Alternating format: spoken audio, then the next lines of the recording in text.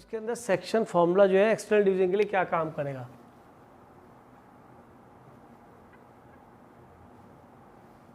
देखो बेटा, अगर मैं आपसे कोई पॉइंट कहता हूँ 2,5 और यहाँ पे 3,4,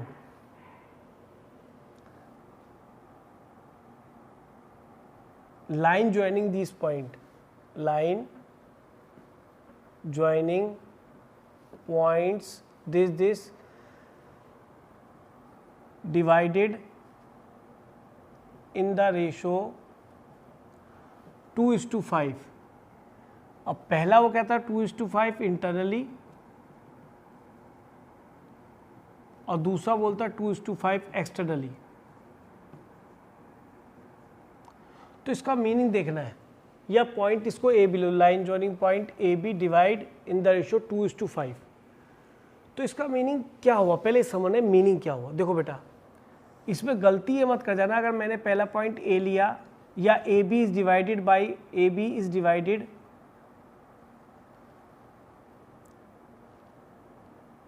इंटरनली 2:5 रेशियो और externally 2:5 ratio, find that point. ये A B line is divided, ये डिवाइड की जाती है।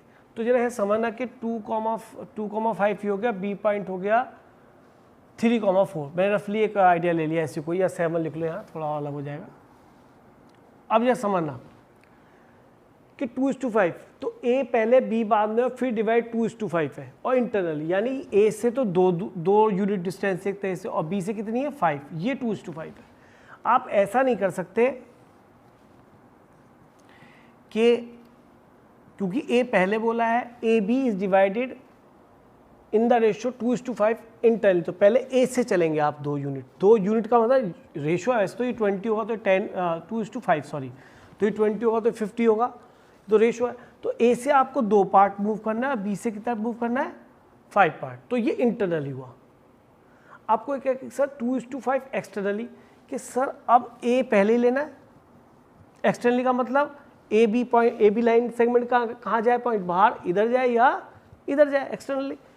कि उसमें क्या होता है कि भैया उसमें क्या होगा कि ए से 2 यूनिट तो इसी लाइन पे मूव करना है, तो ए से 2 यूनिट तो इधर चलेगा और बी से 5 यूनिट इधर होगा, तो ये पी पॉइंट हो गया इस केस में, है ना। ये तो वही मैंने दोबारा बताया। तो ए से 2 पार्ट हुआ एक तरीके से, डिस्टेंस नहीं है रेशियो, और बी से कितना पार्ट बना बेटा ये 5, तो ए से इधर की तरफ नहीं आएगा ये पॉइंट। ये बात समझ में आती, क्या बताना चाह रहा हूँ एक्सटर्नली का मतलब। अगर आपने ए पहले बोला तो ए से 2 पार्ट है और बी से 5 पार्ट, तो 5 यहाँ बनेगा। आप अगर ये कहें कि सर ए ये रहा और A B is divided 2:5, find the point A B is divided 2:5 externally, तो आप ऐसे नहीं कर सकते कि इस पॉइंट को एक्सटर्नली यहाँ ले लें पी पॉइंट को, कि सर ए से तो 2 पार्ट है और बी से 5 पार्ट। लग रहा है क्या बी से 5 पार्ट लग रहा है वो, बताइए नहीं लग, तो थोड़ा सा एक्सटर्नली का मीनिंग समझना है। अब एक्सटर्नली इंटरनली के फॉर्मूले में अंतर क्या है, फॉर्मूले में बस बेटा बीच में माइनस है। एक्सटर्नली वाले में बीच में माइनस है, इंटरनली वाले में प्लस आता था, वो आपने अपना 10th में पढ़ ही रखा है, उसमें कोई प्रॉब्लम ही नहीं है आपको। तो मैं इसी को क्वेश्चन को थोड़ा आपको करके बताता हूँ कि इधर कर लेते हैं। ये तो गलत है बेटा, बताइए। अगर मुझे ये तो फिगर दोबारा बन गई है, मुझे पॉइंट पी निकालना, तो किससे से निकालूंगा बेटा, सेक्शन फॉर्मूला अप्लाई करना सिखाओ, बीच में कॉमन वाला, हाँ जी, दूर से मल्टीप्लाई करें, दूर वाले से इन दोनों को लेना, पॉइंट पी निकलना है, इस पास वाले को लेना, 2 × 7 एक्स निकाल रहा हूँ, फिर 5 × एक्स निकाल रहा हूँ, तो 5, तो एक्स से मतलब 5 × 2 अपॉन सम ऑफ रेशो 2 + 5, ठीक है जी। एक्स का काम खत्म हो गया। वाई से मतलब वाई को देखूंगा, केवल रेशो देखूंगा और वाई को देखूंगा। लो जी 2 × 4 उसका वाई, और फिर 5 × दूर वाला पॉइंट प्लस 5 × 5 दिख रहा है अपॉन 2 + 5। अब एक्सटर्नली में क्या होगा, अगर ये क्यू पॉइंट निकालना है, यहाँ क्यू ले लेते हैं इसको, पी ना बोल के, ठीक है जी। हाँ जी, ये पॉइंट कितना था 1,825 था, और ये कितना था बेटा 7,4। रेशियो से मल्टीप्लाई करते तो हमें पता है किसको, कोऑर्डिनेट को। और जब x निकालते हो तो x से करते हैं, y निकालते हो y से करते हैं। अब रेशो मैंने उठाया, अब बताओ इससे दूर पॉइंट ये है या ये है, बताओ।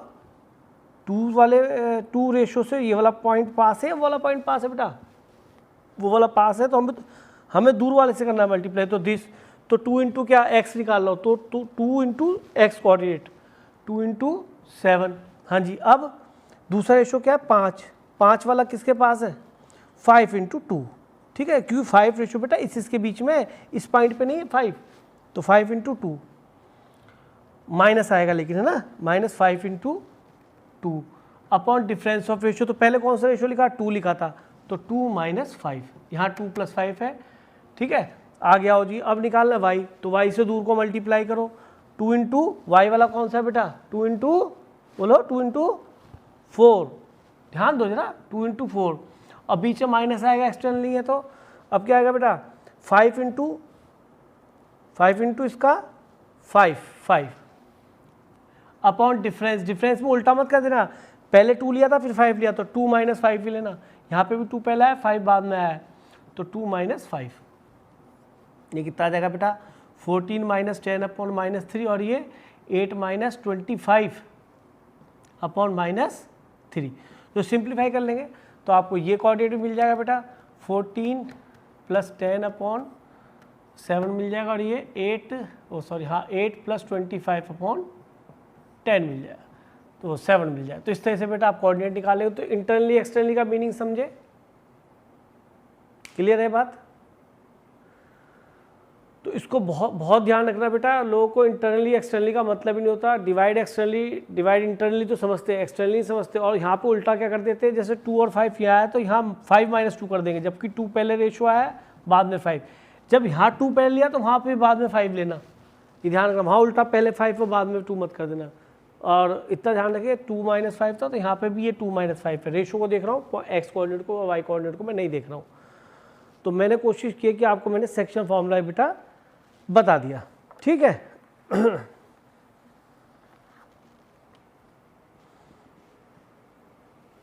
अच्छा, एक चीज और समझ लेते हैं, इसको रब कर दे बेटा। सेक्शन फॉर्मूला भी आपको सबको समझ में आ गया होगा, इंटरनल एक्सटर्नल दोनों पार्ट।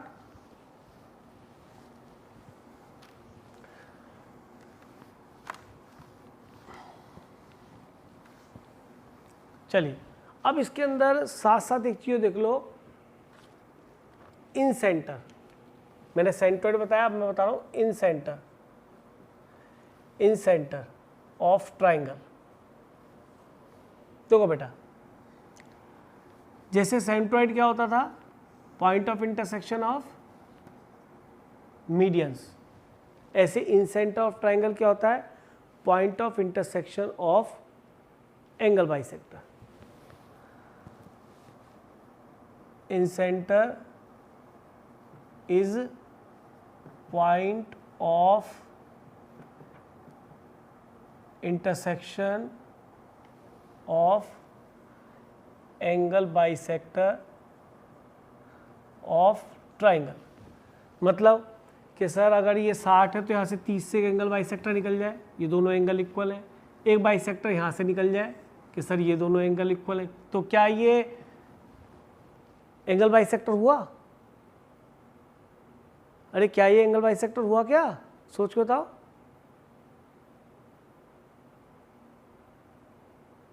अरे नहीं हुआ भाई, कहाँ हुआ? तीसरा कहाँ बाइसेक्टर निकला यहाँ से? नहीं, ये सोचना गलत है। अरे तीसरा भी इसके साथ यहीं से निकलेगा, ये एंगल बाइसेक्टर है, क्योंकि मैंने बोला था incentre is the point of intersection of angle bisectors. अगर ये भी बाइसेक्टर्स का बेटा तो तीसरा तो एंगल बाइसेक्टर निकलेगा यहाँ से। तुम बनाओ मत लगाओ, ये इन सेंटर तो है ही, इसको कैपिटल आई से रिप्रेजेंट करते हैं। तो इससे एक बात तो कंफर्म हो गई कि तीसरा एंगल बाइसेक्टर जो ये तीनों, ये जो दो एंगल इक्वल होंगे तो ये भी उसी आई से ही पास करेगा। और इससे ये कंफर्म हो गया कि बाइसेक्टर्स ऑफ ट्राइंगल आर, क्या लिखोगे, कनकरेंट। ठीक है, वो कैसे होते हैं बेटा, कनकरेंट। कनकरेंट का मतलब क्या है, pass through a fix point, pass through a fixed point. हमेशा एक ही पॉइंट से पास करते हैं, इसी को बोलते हैं कनकरेंट होना। तो किसी भी ट्राइंगल के अगर दो बाइसेक्टर्स भी इसे मीट कर जाएंगे तो वो एंगल बाइसेक्टर होगा, क्योंकि उस ट्राइंगल के तीसरे वाले को तो उससे पास होना जरूरी है। तो अब अगर मैं आपसे यहाँ कहता हूँ कि मुझे इसका एक सीधा फॉर्मूला है, उसको प्रूव भी कर सकते हैं, पहले सीख लो। ए के अपोजिट क्या लेते हैं बेटा हम साइड, एक ए वर्टेक्स के अपोजिट क्या साइड लेते हैं हम, स्मॉल ए। बी के अपोजिट बी और सी के अपोजिट सी। और ये कोऑर्डिनेट क्या है हमारे लिए, x1 y1 and x2 y2 and x3 y3। तो सीधा इन सेंटर का फॉर्मूला है बेटा, ये होता है बेटा a into x1, a into x1, x निकाल लो पहले इसका x abscissa, b into x2 plus c into x3 upon a plus B plus C. इसी तरह से y क्या मिलेगा, a into y1, b into y2 से सामने वाले से मल्टीप्लाई करते हैं, c into y3 upon a plus B plus C. तो नोट कीजिए, ये इसका आपका क्या आ गया बेटा, इन सेंटर। एक चीज़ और समझाऊं आपको, क्या है ये इन सेंटर क्यों कहा गया, कि अंदर तो सरकम सेंटर भी था, अंदर तो सेंट्रोइड भी था। इसकी भी एक स्पेशलिटी है। अगर किसी ट्राइंगल में आप ये पहले से डिफाइन कर लें कि ये आपका इन सेंटर है, मान लीजिए यहाँ आई है, ठीक है, तो क्या होगा कि इससे परपेंडिकुलर ड्रॉप कीजिए अपोजिट वर्टेक्स पे, एक यहाँ ड्रॉ करा बेटा, एक यहाँ परपेंडिकुलर ड्रॉप करा और ये यहाँ परपेंडिकुलर ड्रॉप करा। ये तीनों डिस्टेंस बेटा इक्वल होंगी, और तीनों को अगर हम आर बोल दें, तीनों डिस्टेंस को अगर हम आर बोल दें, तो इस पॉइंट पे आप जो है कंपास रख के इसको घुमाएंगे तो ये सर्कल बनेगा, that is called inner circle. In circle, inner circle नहीं बोलते, इन सर्कल। तो इसीलिए इसको इन सेंटर कहा गया है। इसके पीछे स्पेशलिटी क्या है कि इसीलिए इसको इन सेंटर कहा गया, क्योंकि उस पॉइंट से अगर आप नॉर्मल्स ड्रॉप करते हैं to the opposite vertices, to the opposite side, sorry, तो these are equal in length. तो मैंने इस फिगर में जान के नहीं दिखाया, जितने परपेंडिकुलर ड्रॉप करोगे ये सारे के सारे इक्वल इन लेंथ होंगे, जो यहाँ मैंने शो करा है। और अगर उसको सेंटर लेके आप एक सर्कल ड्रॉ करेंगे तो इन तीनों साइड्स को बेटा टच करके निकलेगा, that is called incircle. Incircle हर की सर्कल को नहीं बोल सकते, अगर ट्राइंगल के अंदर एक ये सर्कल बना, that is not called incircle. In circle वो है जो तीनों साइड को टच करे और जिसका सेंटर क्या बनता हो, क्या बनेगा बेटा इसका सेंटर, इन सेंटर। और इन सेंटर कोऑर्डिनेट ये होते हैं। अगर हमें कभी साइड्स या कोऑर्डिनेट गिवन होंगे तो हम इजीली उसका किसी भी ट्राइंगल के अंदर बनने वाले इन सर्कल का सेंटर बता सकते हैं, या फिर उस ट्राइंगल का इन सेंटर बता सकते हैं। बात एक ही है। तो एक क्वेश्चन है यहाँ पे इसी तरह का बेटा, find the coordinate of centre of the circle inscribed in the triangle whose vertices are. अब कोई भी सर्कल अगर ट्राइंगल ले लो, उसके वर्टिसेस पता हो तो इन सेंटर निकाल देंगे, निकाल दो बेटा, बताओ। एक आसान सा क्वेश्चन लेता हूँ आपके लिए।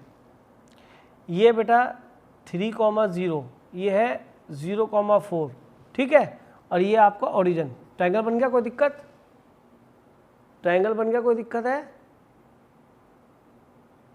नहीं होगी। आप इसका मुझे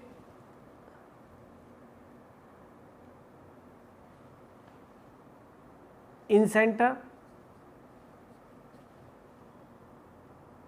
और इन सेंटर समझ गए होगे, इन सेंटर निकाल के बताओ जल्दी से, इन सेंटर क्या आने वाला है इसका।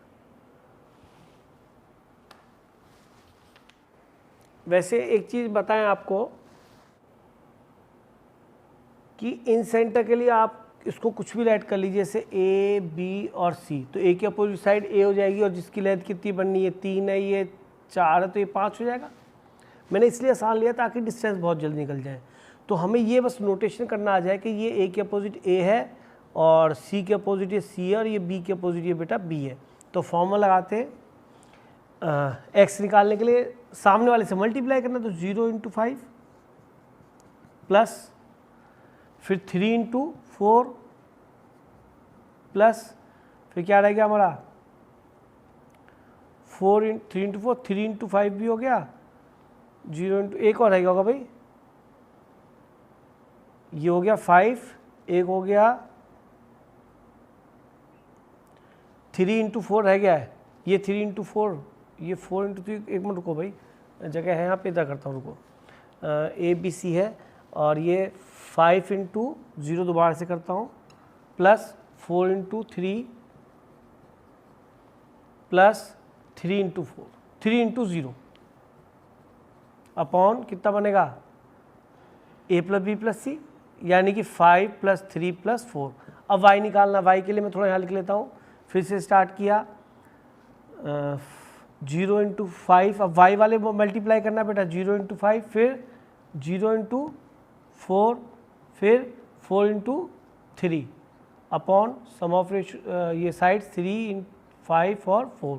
हाँ जी, कितना बन गया ये बेटा 12/12 यानी कि 1, और ये 0 0 0 साढ़े 0 है, अरे 5 इंटू 3 इंटू 4 है ना, 3 इंटू 4, तो ये होगा 12, तो ये 1, 1 बन गया। यहाँ पता है मैंने ट्राइंगल राइट एंगल लेने के पीछे तो है साइड से मिल गई। दूसरा एक और लॉजिक बताना चाह रहा था मैं कि सर्कम सर्कल आप समझते, सर्कम सर्कल क्या होता है, जो ट्राइंगल के तीनों वर्टेक्स को ज्वाइन करके सर्कल बनता है, that is called circum circle. इसको आउटर सर्कल नहीं बोलते, कुछ बच्चे ऐसे बोलते, that is called circum circle. क्या बोलते हैं इसको बेटा, सर्कम सर्कल। और ये हमने सभी ने पढ़ा है छोटी छोटी क्लासेस में कि अगर एक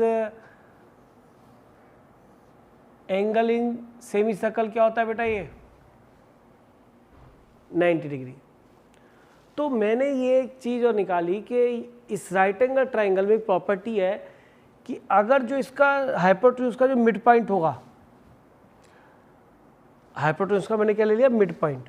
आप ही देखिए कि क्योंकि ये राइट एंगल ट्राइंगल है, तो जब आप सर्कल इसको तीनों पॉइंट से लेकर बनाएंगे, तो नोटिस करो जब तीनों पॉइंट्स को लेकर आप सर्कल ड्रॉ करेंगे तो डेफिनेटली ये 90 बना, तो ये क्या बनेगा, इसका डायमीटर बनेगा, और अगर डायमीटर बनेगा तो इसका मिड पॉइंट क्या होगा, इसका सेंटर होगा, और सेंटर होगा तो तीनों डिस्टेंस क्या होंगी, ये भी आर होगी, ये भी आर होगी, ये भी आर होगी।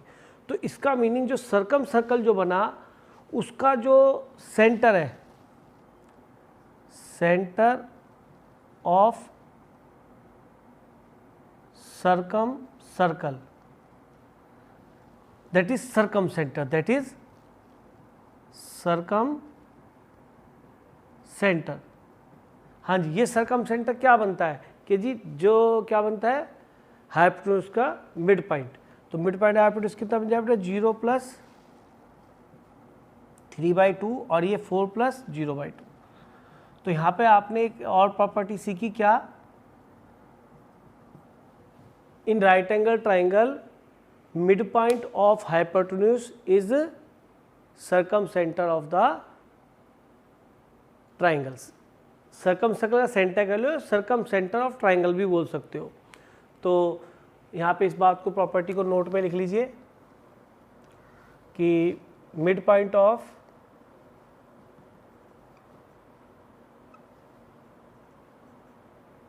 हाइपोटेन्यूज इज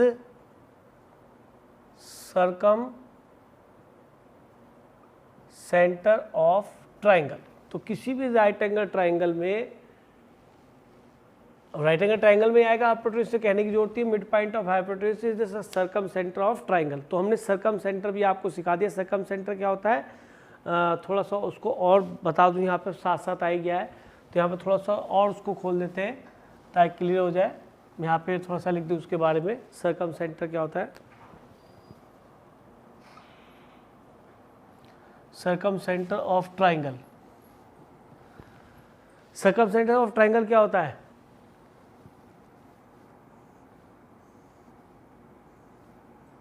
जो सर्कल इन तीनों वर्टेक्स को सर्कमफ्रेंस पे आ जाए तो ऐसा सर्कल जो बने। अब इसकी बनता कैसे है जी? ये बनता है बेटा राइट बाइसेक्टर से। जैसे हमने एक साइड ली, देखो ध्यान से देखना, एक फिगर और ढंग से बनाए थे। पहले ये देखिए, आप सबने नोट कर लिया, पहले नोट कर लो जल्दी से, तो हल्का सा ये भी एक्सप्लेन कर दूंगा मैं। रब कर दूं बेटा, इसको रब कर दूं, चलिए। तो थोड़ा सर्कमसेंटर यहाँ पे आ गया है तो थोड़ा सा क्लियर भी हो जाए, है ना, तो बढ़िया रहेगा। कहीं पे और दोबारा आएगा तो और बढ़िया बता देंगे। सर्कमसेंटर क्या होता है बेटा? कोई भी ट्राइंगल आप लें, इसकी साइड ए बी का राइट बाइसेक्टर करें। राइट बाइसेक्टर समझते हैं ना, बराबर बराबर पार्ट बांटे और परपेंडिकुलर हो। इसी तरह से इसका भी राइट बाइसेक्टर करें, इस साइड का भी, और फिर इस साइड का भी राइट बाइसेक्टर करें, तो दैट इज सर्कमसेंटर। ठीक है, तो this point is circumcentre, the point of intersection, point of intersection of right bisectors of sides of triangle. तो ये जो सर्कमसेंटर है, अगर हमने इस सेंटर से कोई भी 3 वर्टिसेस को अगर मिलाया तो तीनों डिस्टेंस क्या होंगी? ये रेडियस किस सर्कल की? जो इनके सर्कमस्क्राइब होगा, जो इनको तीनों को, और ये तीनों इक्वल रेडियस होंगी बेटा, तभी तो कैपिटल आर लिखा है मैंने इसके लिए। तो यहाँ पे अगर आप सर्कम सर्कल का ये लेते हैं, अगर सर्कम सेंटर आपका सी है सर्कम सेंटर, तो इसकी तीनों से डिस्टेंस क्या होगी वर्टेक्स की? इक्वल से आर। और ये पॉइंट सी कब मिलेगा बेटा आपको? उस ट्राइंगल के साइड्स के राइट बाइसेक्टर्स का पॉइंट ऑफ इंटरसेक्शन। तो और ऐसी प्रॉपर्टी जब राइट एंगल ट्राइंगल होता है तो बहुत आसान हो जाती है। क्यों? क्योंकि राइट एंगल ट्राइंगल में जो हाइपोटेन्यूज का मिड पॉइंट होता है, इससे तीनों डिस्टेंस इक्वल होती है। क्यों? क्योंकि ये 90 और वो एंगल इन सेमी सर्कल ही 90 बनता है। ये रीज़न है कि इस पॉइंट से ये तीनों डिस्टेंस क्या है बेटा? इक्वल है। तो यही सर्कम सेंटर भी आपका होगा, वो सर्कल जो ट्राइंगल के तीनों वर्टिसेस को मिला के ऊपर बनेगा। ठीक है, सर्कमस्क्राइब करेगा ट्राइंगल को। तो ये प्रॉपर्टी एक पर्टिकुलर ट्राइंगल के अलग अलग है, लेकिन राइट एंगल ट्राइंगल के लिए भी वही प्रॉपर्टी है, लेकिन थोड़ी आसान हो जाती है और इसके ऊपर बेस्ड क्वेश्चन बहुत आते हैं बेटा कंपटीशन में। ठीक है, तो आज मैंने आपको क्या क्या बताया बेटा? सर्कमसेंटर बताया, इनसेंटर बताया, और सेंट्रोइड बताया, डिस्टेंस फार्मूला बताया, और सेक्शन फार्मूला बताया, और एक लास्ट क्या बताया? Cosine formula. तो 6 टाइप के मैंने आपको फार्मूले बताया, उनका एप्लीकेशन भी सिखाया। ठीक है बेटा, अब जो है नेक्स्ट क्लास में कुछ और नया लेंगे इसके अंदर। ठीक है, ओके बेटा, गुड बाय।